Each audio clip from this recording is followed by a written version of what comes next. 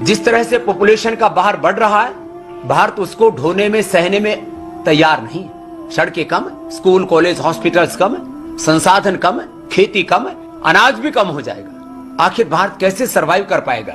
इसलिए भारत की आबादी आने वाले 50 वर्षों में भी 150 करोड़ से ज्यादा नहीं होनी चाहिए। उससे ज्यादा की आबादी सहने के लिए हम तैयार ही नहीं। और यह तभी हो सकता है जब कानून बने देश में कि 2 से ज्यादा जो भी बच्चा पैदा करेगा, उस बच्चे को वोटिंग राइट नहीं होगा, चुनाव लड़ने का अधिकार नहीं होगा, और सरकार की ओर से जो भी सुविधाएं दी जाती हैं उससे उनको वंचित कर दिया जाए।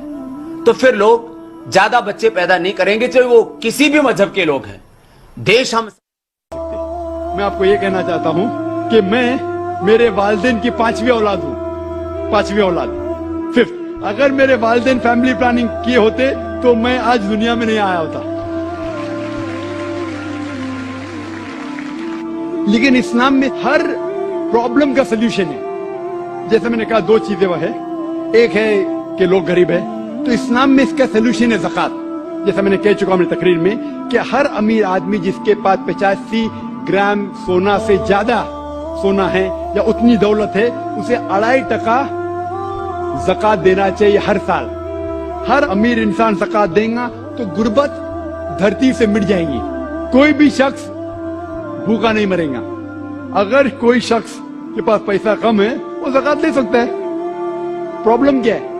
और जो लोग कह रहे हैं कि स्पेसिंग करना चाहिए, ये एक माल्थ्यूसियन थ्योरी थी। आप जानते हैं Malthusian theory, that the crop is inversely proportional to the population.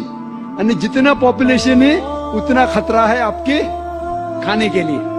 Theory has been disproved. ये आप देखेंगे, ये सिर्फ हिंदुस्तान में जो पॉपुलेशन प्रॉब्लम है, बाकी ममालिक में पॉपुलेशन इज अ बून।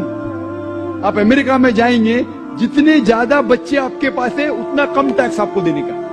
पता है आपको? यंग छोटे छोटे बच्चे पहनते हैं, I am my father's tax saver. मैं मेरे वालिद की टैक्स की बचत करता हूं। जितने ज्यादा बच्चे उतना कम टैक्स। आप ऑस्ट्रेलिया में जाओ, जितने ज्यादा बच्चे उतनी पैसे गवर्नमेंट देती है आपको हर साल। 10,000, 15,000, 20,000, जितने ज्यादा बच्चे उतने पैसे गवर्नमेंट देती है। क्यों? Population is a boon, it is not a Ben. Population जितने ज्यादा लोग उतना फायदा। आप समझ रहे? और धरती का सिर्फ 30% इस्तेमाल होता है।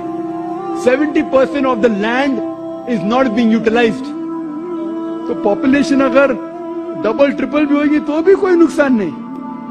वो प्रॉब्लम है गवर्नमेंट के पास कि गवर्नमेंट को इंसान को सही तरीके से इस्तेमाल करने नहीं आता है। तो हम कहते हैं हम दो हमारे दो, एक के बाद अभी नहीं, 2 के बाद कभी नहीं।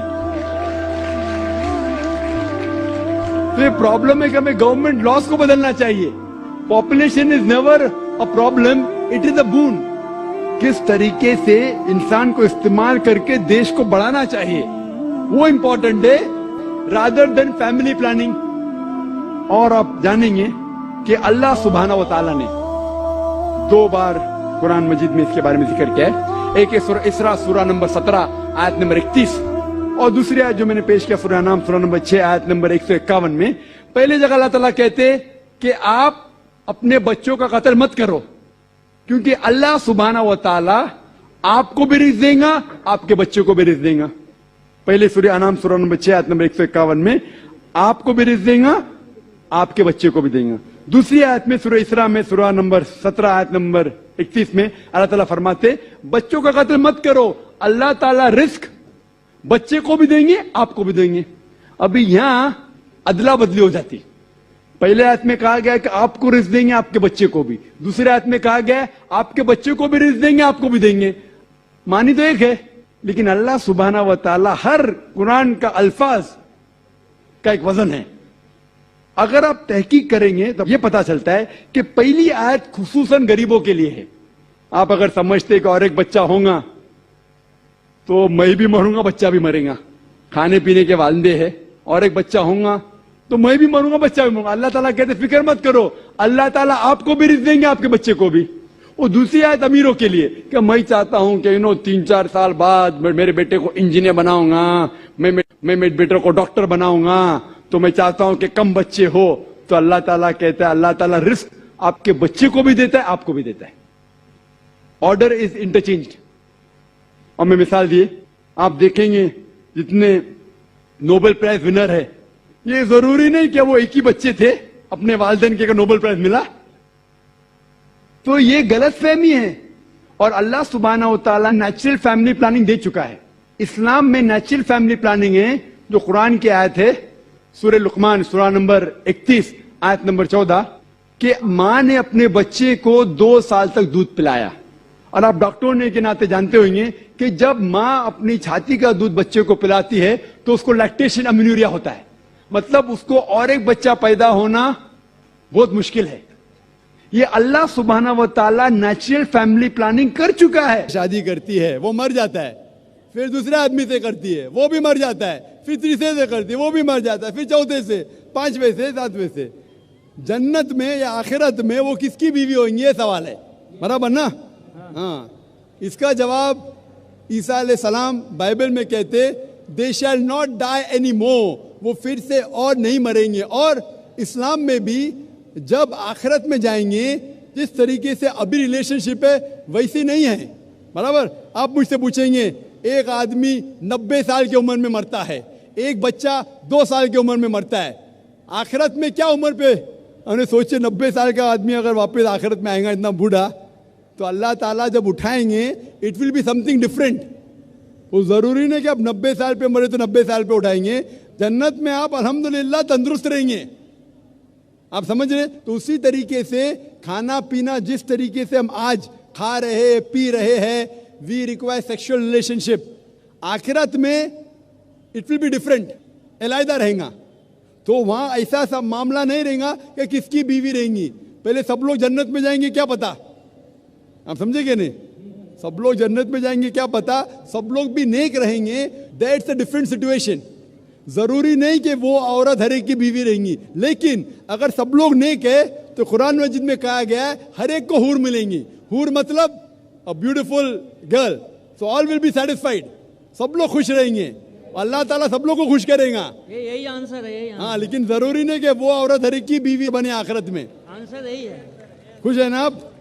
No, that was the answer. Correct. करना चाहिए क्या, मुझे उनकी खिदमत करना चाहिए?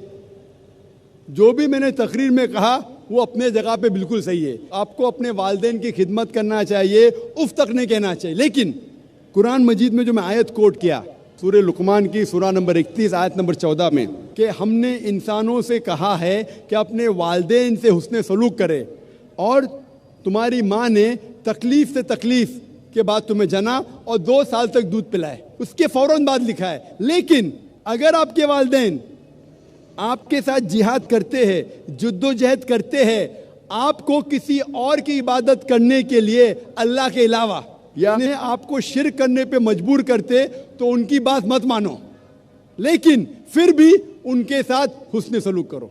तो कुरान में ये लिखा है कि आपके वालिदैन की इज्जत करो, हुस्न सलूक करो, लेकिन अगर वो अल्लाह के खिलाफ जाते हैं या अल्लाह के रसूल के खिलाफ जाते, उस वक्त आपको उनकी बात नहीं मानना चाहिए, लेकिन फिर भी हुस्न सलूक करना चाहिए। तो वो अगर बोलते नमाज मत पढ़ो, आपको नमाज पढ़ना चाहिए, लेकिन फिर भी उनके साथ प्यार से पेश आना चाहिए।